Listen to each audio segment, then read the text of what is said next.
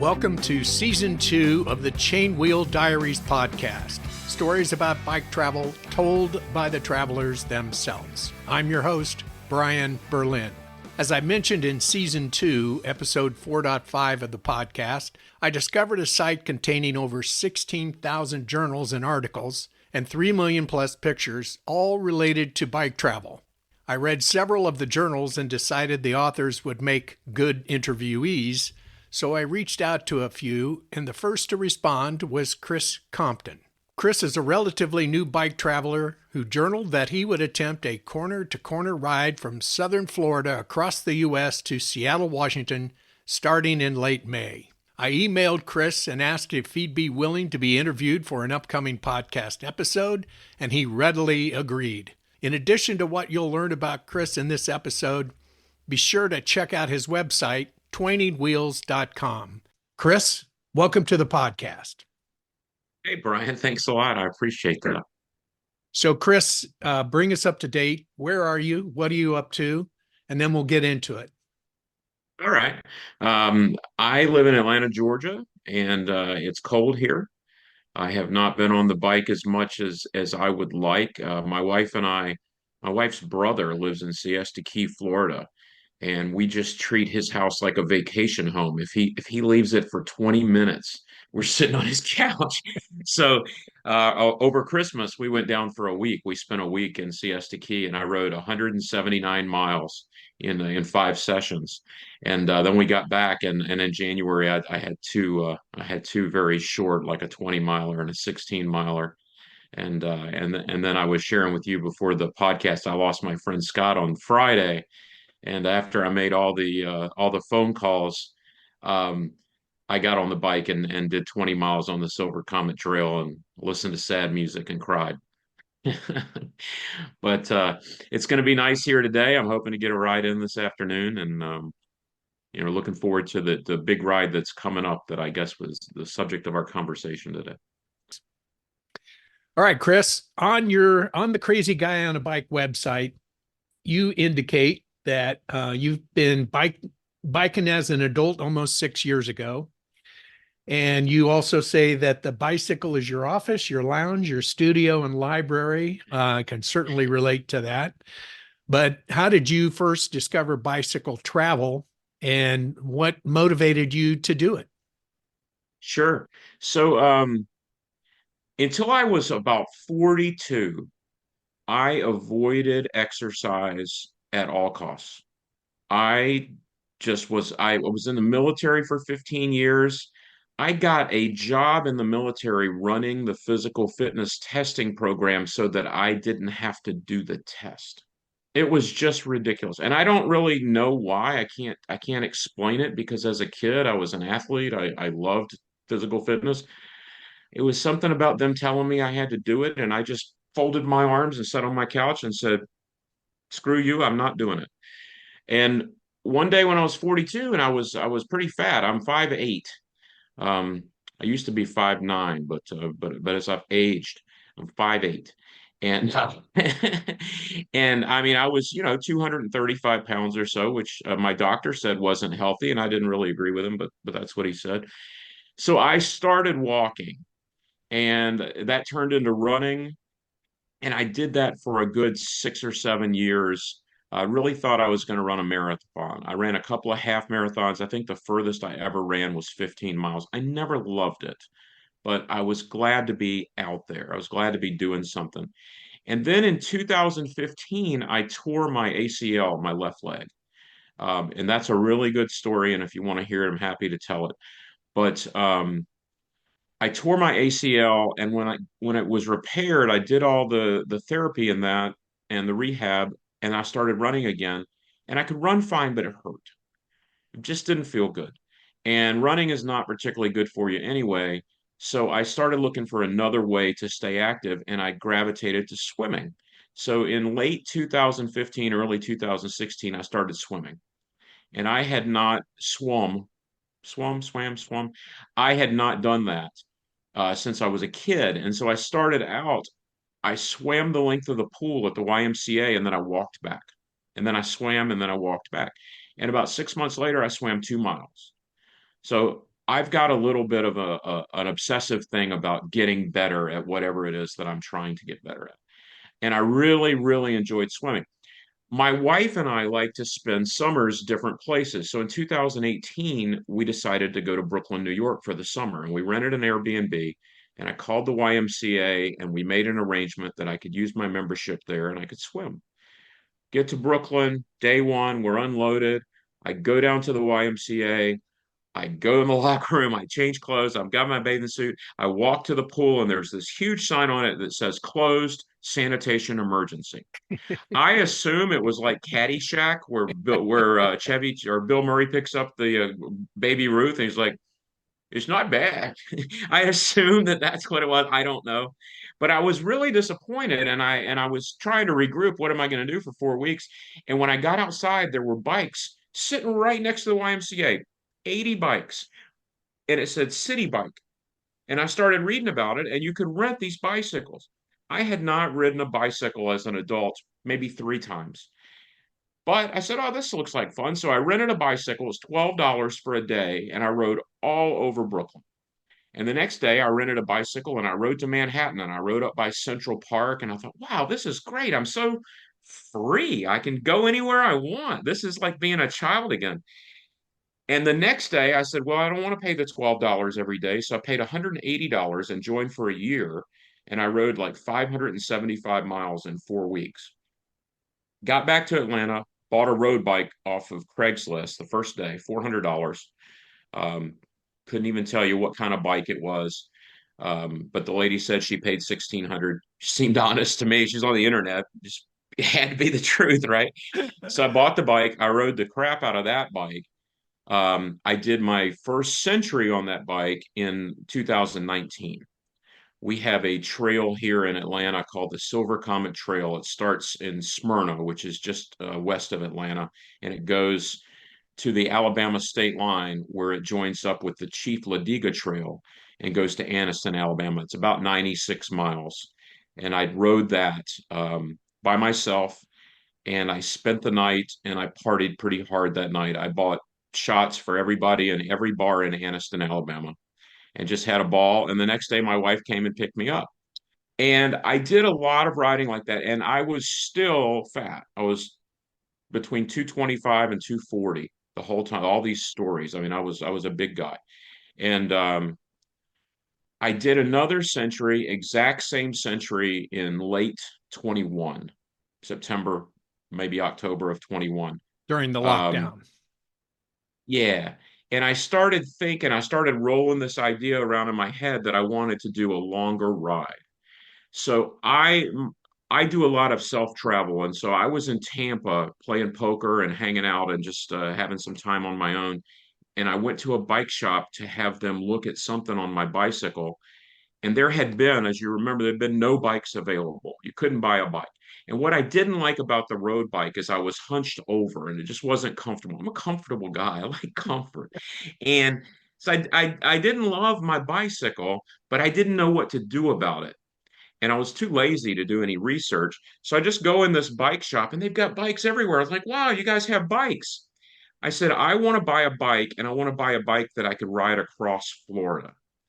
And he turned me on to this Specialized Cirrus X. I thought I'd spend about 5 grand. This was $1,150. I bought a big wide seat for my butt. I bought a bag to put on the back of it, and I've loved it since day one. And then in April of 2022, I rode from Jacksonville, Florida to Siesta Key, Florida, where my in-laws live. And that was my first and only so far real bike packing adventure. And how far was That was a that? long-winded answer to your question. No, that's a great answer. I loved every second of it. What was the distance to Siesta Key? That's a good question. I think it worked out to about 370 miles total. It was 9 days. I took one day off the bike. The day off the bike, I think I rode about 6 miles, just running around town at a friend's house. But all the other days were riding days. The shortest was 35 miles, and the longest was about 75 miles. And you hoteled or camped or I did. both?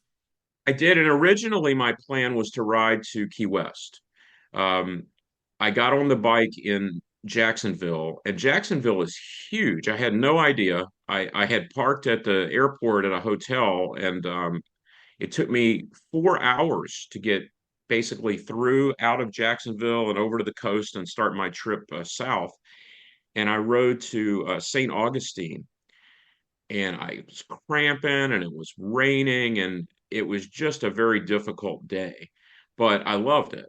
And the next morning, I wondered if I was going to be able to ride, but I said, you can't ride all the way across Florida if you can't ride 2 days in a row. So I got up, and and on that first day, I'll just tell you a story briefly. Um, I'm riding along, and it started raining. It rained 3 or 4 times, but it started raining really hard, like uncomfortable rain.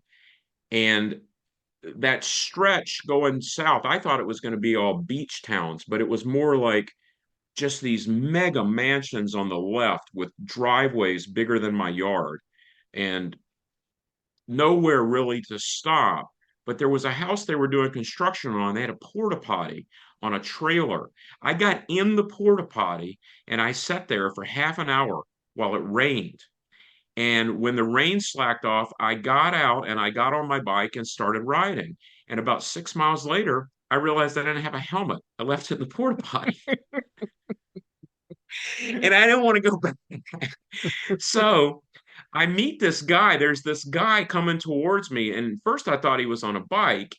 And I thought, no, that can't be a bike. And then I just thought it was Andre the Giant. And I thought, well, no, he's dead. And so what the heck is going on? It was a guy with one of those huge backpacking backpacks with the poles. And, it was 2.5 feet higher than he was.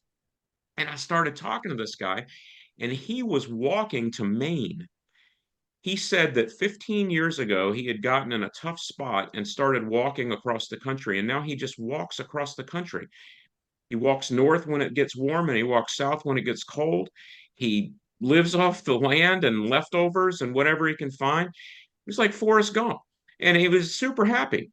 So I had a little bit of cash in my pocket. So I gave him some cash and I told him where the helmet was. I thought maybe he could sell the helmet. So anyway, the next morning I had to go buy a helmet. So I went and bought a helmet and continued on my way. But that second day, I got to Daytona Beach, and when I started look, Brian, I'm a kind of a seat of my pants kind of guy. When I tell you about this trip I'm going to go on, you're going to be like, really? That's the planning. Um, but I really planned this trip out other than I'm going to get on my bike and I'm going to ride to Key West. This is the route I'm going to take. That was it. I'll figure it out as I go. What I didn't realize was it was spring break.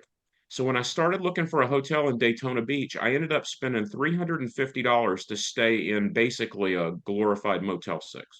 No knock against Motel 6, but $350 is a lot. Um, so that's when I decided to go across the state and go to Siesta Key instead, just to avoid that nightly beach rate hotel rate. That's quite an adventure. And somewhere, somebody is wearing a bike helmet that they found in a porta potty. That's good. That's true. And I hope this guy got it and he got like $8 for it. I really do, because he was a nice guy. And we define what we like. You can choose to like anything. You can choose to like any lifestyle, any food, any person. You can like anything you want. It's up to you what like and dislike means. And this guy got himself in a tough spot and he changed his life and he decided to like it. And I admire that. That's pretty strong.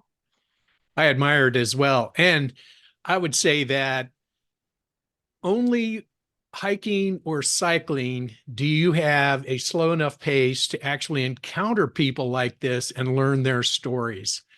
If you're driving somewhere in a car, you don't get any of that experience. Everybody I've interviewed for this podcast has always made mention of the people that they've met along the way and how interesting they are and how much fun it is to interact with them, because you don't get that experience any other way. Yeah. And you're right. If I was driving down the road and I saw that guy in the car, I would point him out. I would say, "Hey, look at that guy. Looks like he's bikepacking. He looks like he's backpacking. Why is he, in this part of the world?" I would never know what his story was. I believe, and if you look at my website, I say it a lot, but I believe that that life is just a search for connection with other people and adventures, and I don't think much else matters. And this death of my friend at 54 has just got me reinvigorated to live an even bigger life because it's we are in a limited capacity. We and we don't know when it's gonna end. Time is short. Um, all right. So you're planning a major trip across the US in the not too distant future. Kind of walk us through how you came up with this idea and what kind of planning you put into it, if any. If you didn't put any planning into it, that's good too. But go ahead and tell us that story. Okay. So, like I said, I get these ideas for big things and I roll them around in my head for a little while. The bike ride across Florida, that set for a week or two before I pitched it out to my wife.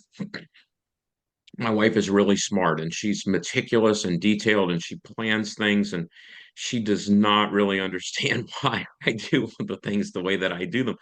But she listens to my ideas and she tells me if they're really stupid and why they're stupid. But this one she was okay with. Same thing about this trip that's coming up. I started rolling around in my head 8 or 10 months ago um, that I wanted to do a cross country bicycle ride.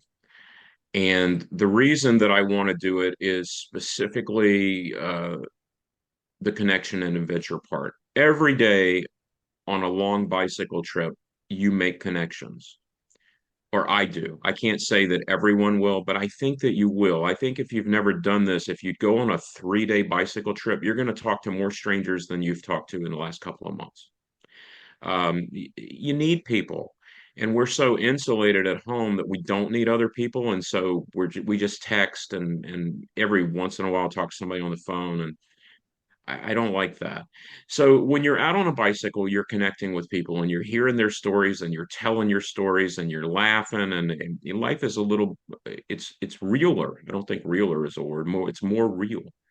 Um, so I wanted to do that, and I started reading about other people that have done it, and it turns out, everybody's done it. It's lots of people have ridden across the country, and there's about six main ways to go across the country, east to west or west to east. And then there's another five or six going north to south.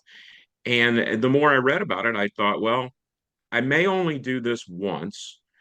I might as well do them both. So I decided that I would ride from corner to corner. So I was going to start in Miami, and the main reason I was going to start in Miami was because my plan was to start on March 8th. I'm going on a cruise out of Miami, and it comes back on March 8th. I was just going to get on my bicycle and start riding.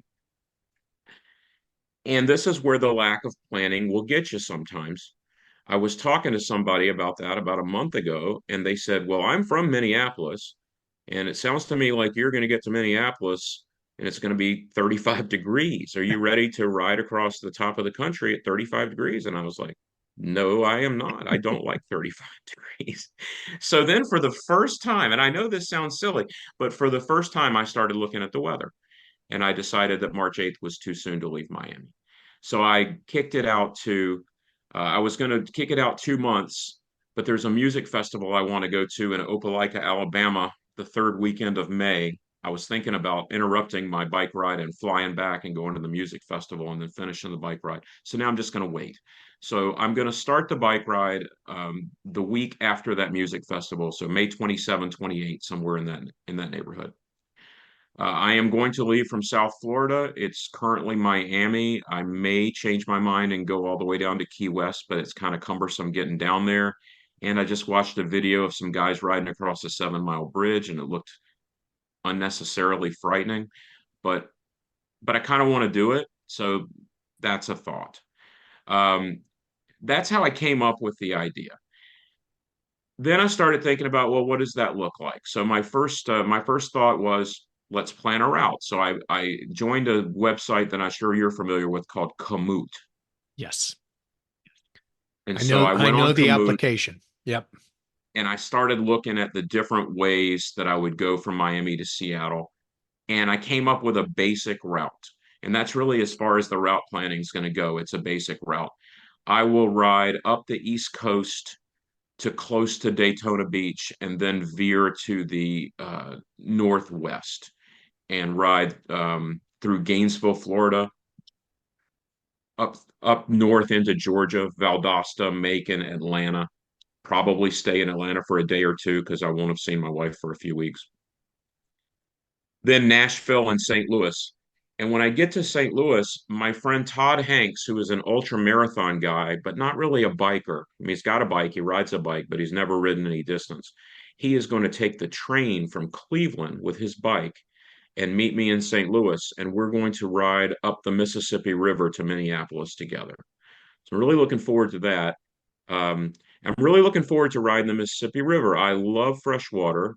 I'm a big Mark Twain fan. I'm going to ride right through Hannibal, Missouri. Yep. And last year, I took a couple of trips, and I always take my bike, even if it's not a bike trip. And I was in Memphis, I was in St. Louis, I was in 3 or 4 towns on the Mississippi River, and I got to ride around it and back and forth. And I'm really excited about that part.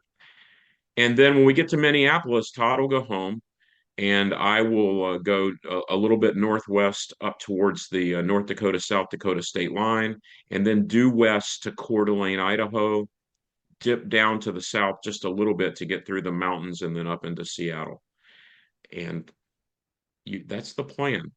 I'm going to take a tent. I have a specialized Cirrus X Series bike. It's an upright. I would call it a hybrid. Okay. They call it a commuter bike or Commuter a bike. fun Yeah. they have a name for it. I have two Ortlieb waterproof roll top saddlebags for the back. I have Good two choice. fork bags for the front. Um, I'm just going to get on the bike and ride 40 miles every morning before I do anything else, and then make a decision on the rest of the day. And I expect to get this done in 11 weeks with 7 days off the bike. What sort of highways and byways are in your route? Are you going to encounter any heavy traffic, or are you going to be on county roads or those state roads, 2 lanes? What do you I am going anticipate? to take I'm going to take as many trails as I can find, as many play. Every morning I will get up and think about where I'm going today and what's the best route. And I will take as many trails as I can find. I believe that bicycle safety is completely the responsibility of the person on the bicycle. I I'm the one that is going to pay the price if I get in an accident.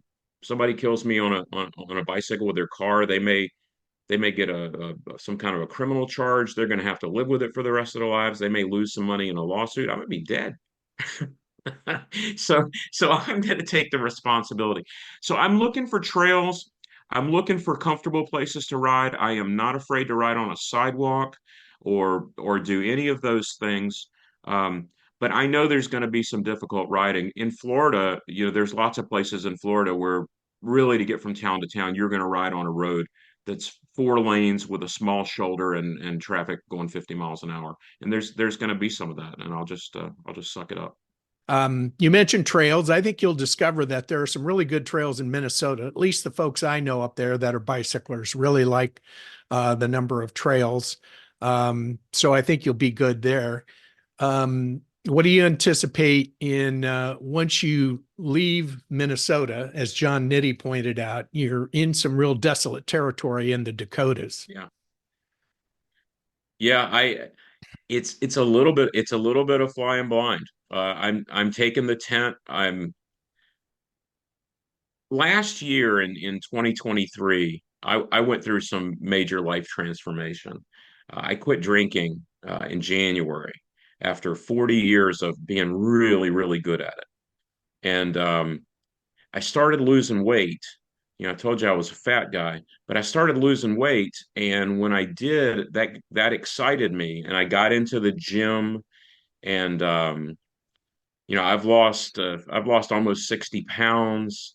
I've put on 15 or 20 pounds of muscle.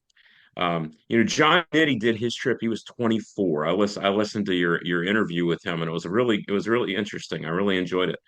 Um, I'm 59. I don't know what to expect. I haven't stepped in a tent since I was 13 or 14 years old. But part of my transformation, Brian, was I realized that we are in charge of what we like. I had never liked raw tomatoes, and I committed last year to learning to like them. So I'm not going to let a 6-year-old Chris Compton tell me that I can't like raw tomatoes. I had never drank coffee. I started drinking coffee in September. I love it.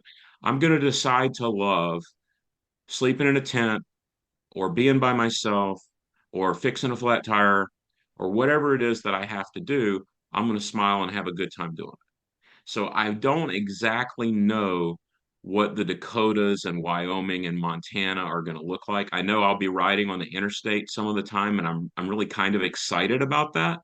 One of the things that I think would be great is if once a year we closed all the interstates and just let people ride bicycles on the interstates. I think that would be really fun.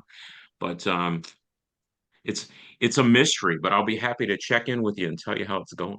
I'm looking forward to following you. You're going to journal on Crazy Guy on a Bike, I believe, and I'm reading some really good journals on that website. Again, I recommend that to anybody who's thought about making a long trip on a bicycle. Um, I admire I what found that. Go ahead. I was going to say. I admire that you're taking accountability for yourself, quitting drinking, trying new things, foods that you always disliked, drinks that you never liked but are discovering. You're on a pretty significant journey right now, my friend, and the bike ride is just part of that. That's true. That's true.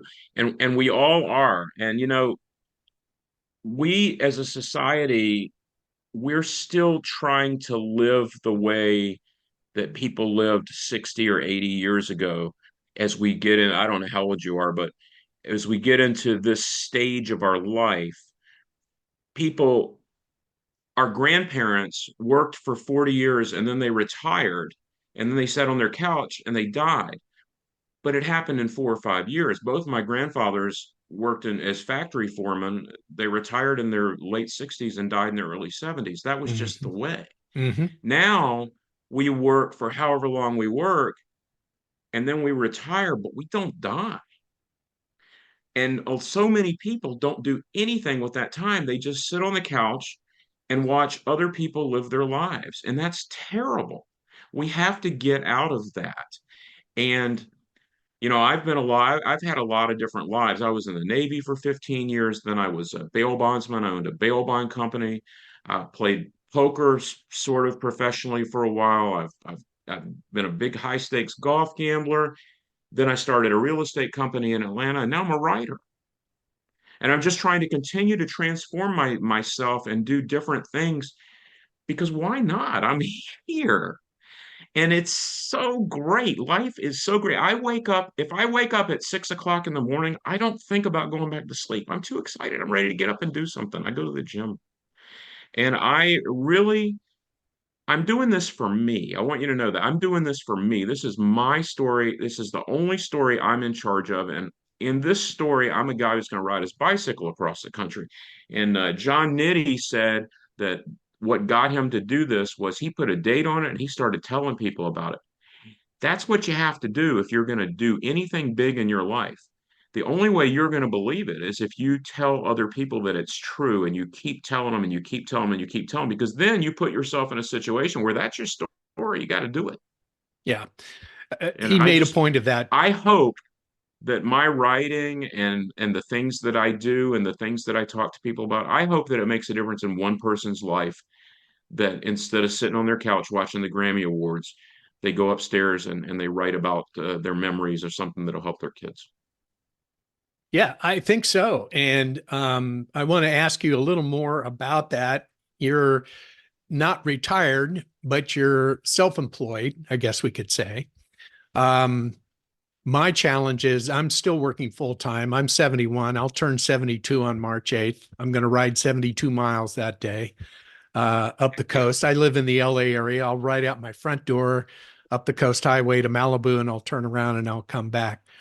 But finding the time to do these longer rides is really a challenge. I took off, Sure. I burned up a lot of PTO last year doing bike trips. I did Ragbri in Iowa in July. That was 7 days of PTO that I burned off. Now I'm trying to fill that bank of paid time off. I'm trying to build that back up so I can Yep. do more tours. But I think you've found a way to weave it into the overall fabric of your life, of your existence. Bike travel is an extension of what you're trying to accomplish, right? You're exactly right. You've nailed it. Um, I and this ride, I have a very small real estate company. I have a wonderful woman named Sunshine Bond who runs it for me. And we have one other person that works with us. Her name's Constanza. And the two of them just have to carry the load while I'm on this ride. And I've sat down and talked to both of them, and I made it clear that I would close the company before I would not do this ride. I've Mhm. made this ride something that I'm going to do. I won't be upset if this ride doesn't go the way that I expect it to go. If I don't end up in Seattle or if something happens, I'm okay with that. But I've got to start it and I've got to make a full faith effort and I've got to experience as much of it as I can. I fully expect to arrive in Seattle in 11 weeks or less. Good But if I don't, expectation. I'm not going to, it's not going to change anything for me. I'm just going to look for the next adventure. Well, you might find that along the way, you might want to make some detours. There might be something interesting to see. Somebody that you meet on this great adventure may say, when you get to X, you should really check out this. I think you'll find it, really interesting. That will add color to your writings, I believe. That's the beautiful thing about bicycles is you are just so free. You're almost as free on a bicycle as you are on your feet, but you can move 3 or 4 times as quickly, so you have a lot more range. I think I think the bicycle is a perfect transportation. I'd much prefer to be on a bicycle than in a car or an airplane. Well, you certainly have inspired our listeners. I think that anybody listening to this interview is going to say, that's what I want to do. Or I'll start with some shorter trips, but I want to build up to something. This guy really inspired me. I'm going to follow his journal. I think that's really what a lot of us are looking for. They're looking for inspiration in many different forms, but I have found that bicyclers have got to be some of the most inspiring people. Hmm. I appreciate that. I would imagine some of the listeners are rightly saying, "Yeah, he says he's going to do it. Let's see what happens." and Well, and I'm okay, with I that. I think you've done, as John Nitty says, you have to commit and you have to make it true. And so I see that you've got 113 days, it says, until you start. I can't I wait think for we're you to down to be about 105. Yeah, about 105. 105 now. So that's a little over 3 months, and you picked a pretty good time of year, to do this. I can't wait to start reading some of your dispatches from the road. I think they'll be even more inspiring as well. And possibly, Chris, once you've finished this epic ride, we can do this interview again and you can share all the adventures that you had along the way. I'll look forward to that. I think that would be outstanding.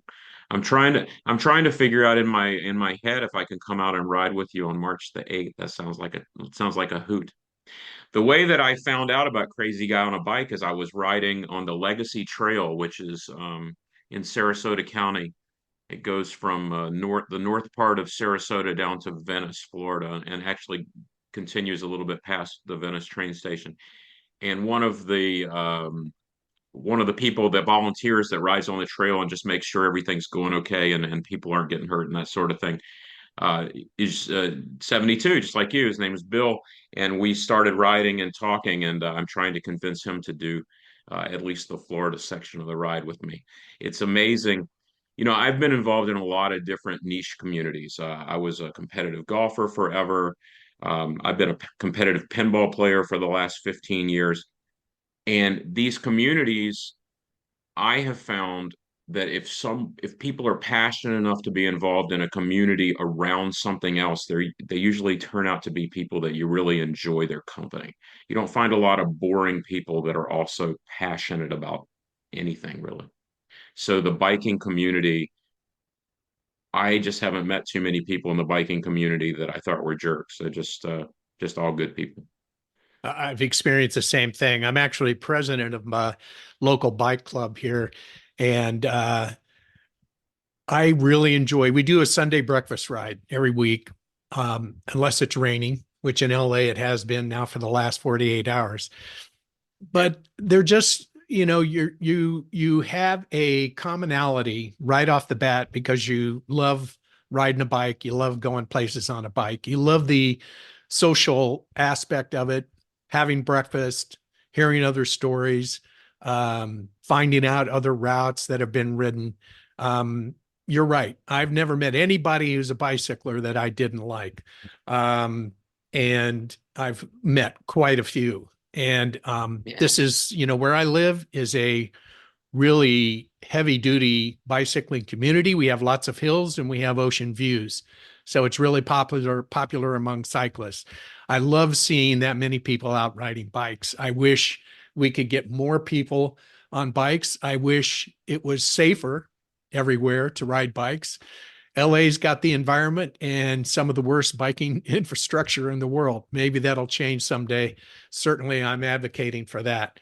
But the bicycling community is one of the best communities. All passion, no hate, no judgment. Really good. Yeah.